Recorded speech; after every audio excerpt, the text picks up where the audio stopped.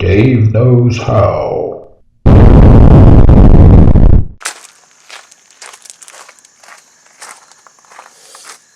Welcome back to my channel. In this video we're just going to talk about Power Beyond, and basically this was just a question where I'm kind of confused, okay, and I have a question, and I was asking one of the guys over on the Kubota tractor and equipment group on Facebook, who had put in a 3-spool valve to control a hydraulic top link and a hydraulic tilt link on the back of his tractor and one other device. Now I'm thinking about putting a 2-spool valve on the back of this tractor, and when I looked at the photographs of what he had done, it looked really nice. He did a super great job.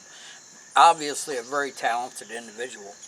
So I was trying to pick his brain, and I don't know if I'm not sure if I was explaining my theory correctly.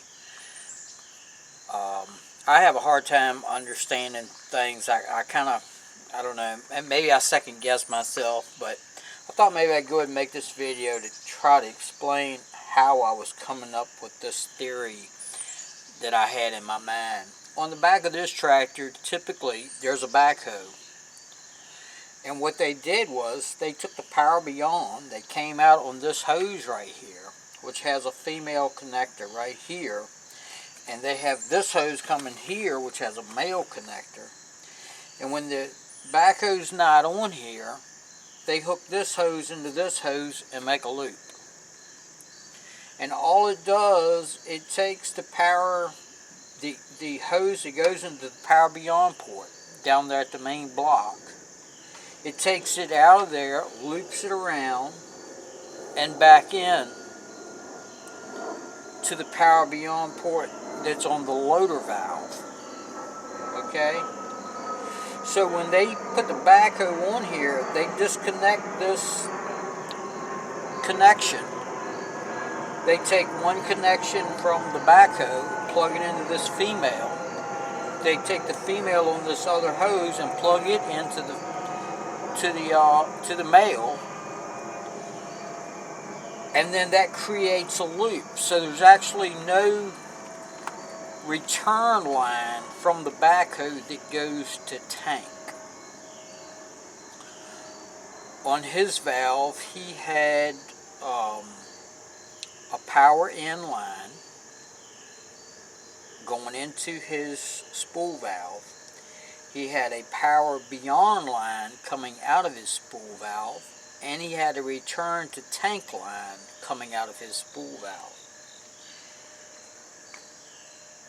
To me, what I'm seeing here is there's no return to tank line coming out of the spool valves on the backhoe. And the backhoe has a lot of spool valves on it. So in theory, I'm thinking that I could put a spool valve on my tractor and only utilize these two lines as well. In other words, I could theoretically plug a male hose into this female, go into the inlet side of the new spool valve, then come out of the outlet side of the new spool valve back into here, and that would create a continuous loop, if that makes sense. And there wouldn't be any need in having a return to tank line, because I traced this line back and it actually does not go to the return to tank line. It actually goes to the Power Beyond line. Anyway, I hope I explained that in a way that helps him understand what I was kind of getting at, and maybe it will help me understand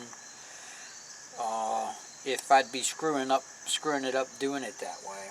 And I mean, I haven't got the valve here yet, so the valve hasn't even came yet, so I may get the valve. It may be completely different than what I'm thinking it is, but based on what I've read with little bit of of information is actually on the valve, because I haven't seen anything online that's actually gives any kind of instructions on the valve. And when the valve comes, it may have more detailed instructions. I don't know, but I'm kind of anxious to get it figured out and kind of get somewhat of an idea as to what I'm doing. Anyway, thanks for viewing.